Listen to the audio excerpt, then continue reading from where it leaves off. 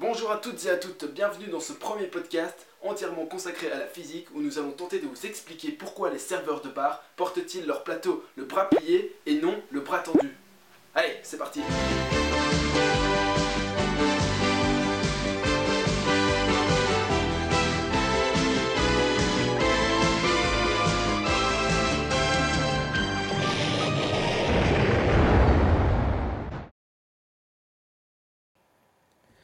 Le serveur a le choix entre porter son plateau le bras tendu et le bras fléchi.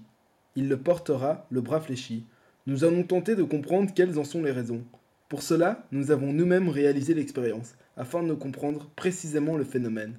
Le constat semble évident. Le serveur porte son plateau le bras fléchi car le plateau paraît beaucoup plus léger que le bras tendu. Nous imaginons aisément que si le plateau et son contenu ont un poids considérable, le bras aurait tendance à céder en effectuant une rotation autour de l'épaule. Le plateau s'inclinerait et son contenu tomberait.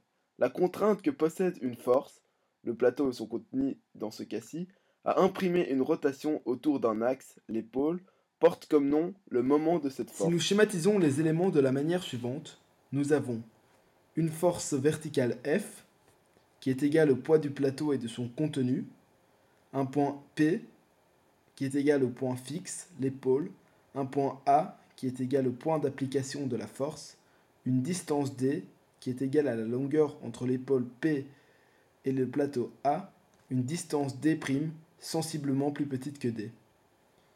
Nous constatons la grandeur du moment de la force F est directement proportionnelle à l'importance de la force et à la distance effective D. Plus D augmente, plus la tendance à la rotation sera grande. Nous en déduisons le moment d'une force par rapport à un point donné est une grandeur physique vectorielle, traduisant l'aptitude d'une force à faire tourner un système mécanique autour de ce point, appelé souvent pivot. Il s'exprime en newton-mètre. Dans l'expérience suivante, nous allons démontrer qu'au plus le point d'application de la force est loin du pivot, au plus le moment de la force devient important. Pour réaliser l'expérience, nous avons besoin d'une planche de bois, d'une boîte en carton et d'un poids quelconque. Après avoir positionné la planche en porte-à-faux, nous plaçons la masse à une distance x du point P. Rien ne se passe. Ensuite, nous le plaçons un peu plus loin. La planche chute. Ceci démontre bien qu'au plus le point d'application est loin, au plus le moment de force est élevé.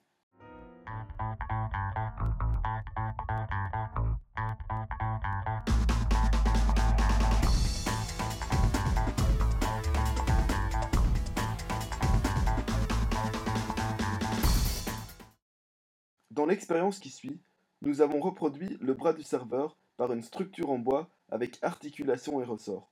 Pour mener à bien cette expérience, nous avons rempli un récipient d'eau de 25 centilitres. Nous versons l'eau délicatement dans la bouteille découpée, schématisant ici le poids du plateau et de son contenu.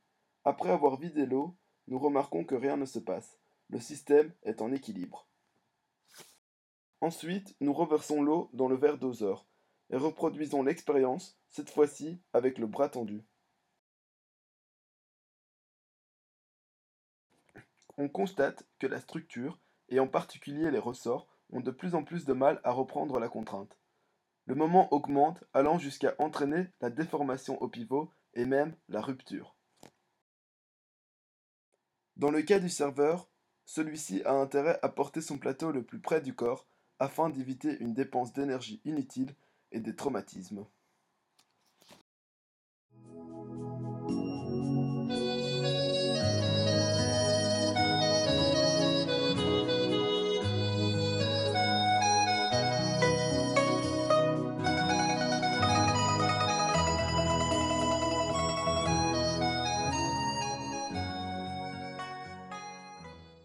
Ici, le poids de la neige sur la branche est trop élevé, ce qui engendre la chute. En architecture, le porte-à-faux important est à éviter, car le moment de force exercé sur le pivot est très grand.